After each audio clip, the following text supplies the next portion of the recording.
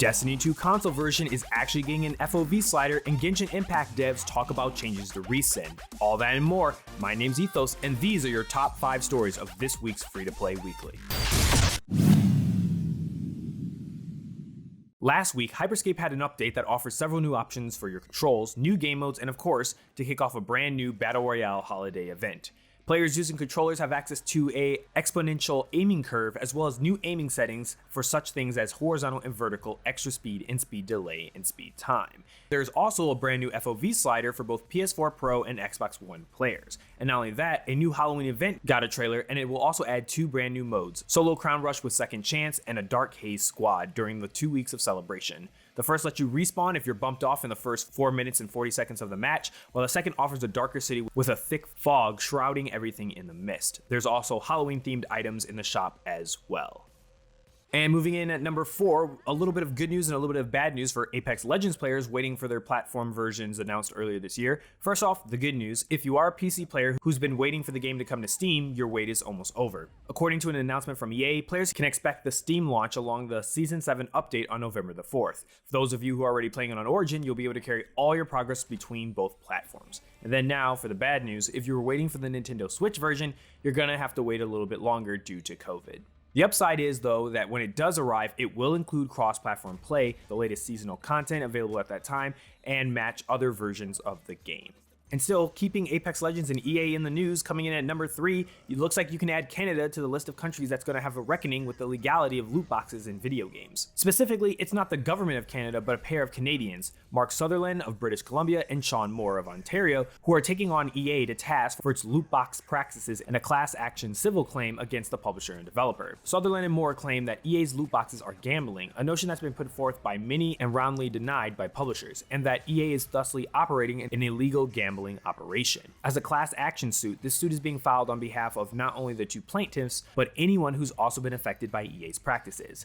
Virtually every game that's been made by EA since 2008 is named in this suit, including Star Wars: The Old Republic and, most recently, Apex Legends. The suit seeks restitution of damages of a public declaration by EA and that it has violated the law, among other things. Now, it looks like Sutherland and Moore are represented by a well-respected firm in BC, as well as one of BC's most prominent class action solo practitioners, so the suit has some merit. And, as he points out, while this is a civil case, a ruling in favor of the plaintiffs that loot boxes are gambling could have wide-ranging effects, at least in Canada. Still something to keep your eye on, but I wouldn't expect much out of this.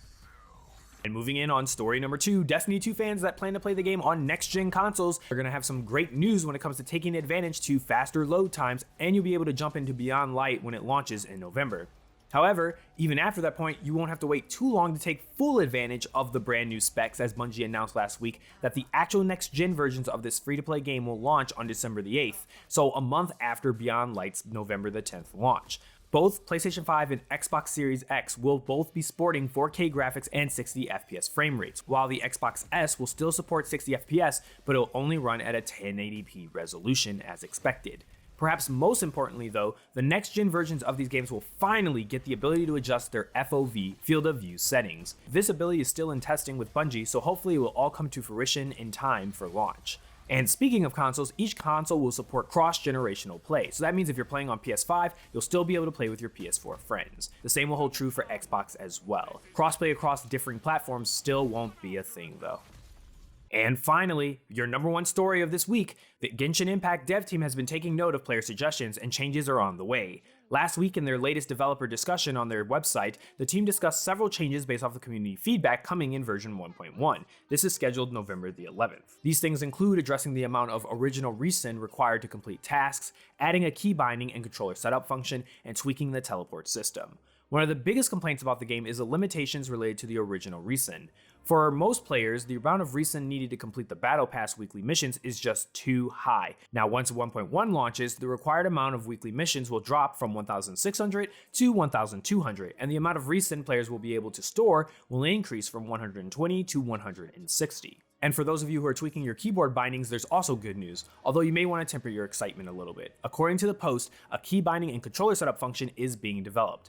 However, only a part of it will go live in version 1.1, with the rest of the system arriving later. As for the teleporting, a brand new item has been developed that will allow players to set waypoints to areas they visit frequently. It will be provided for players for free.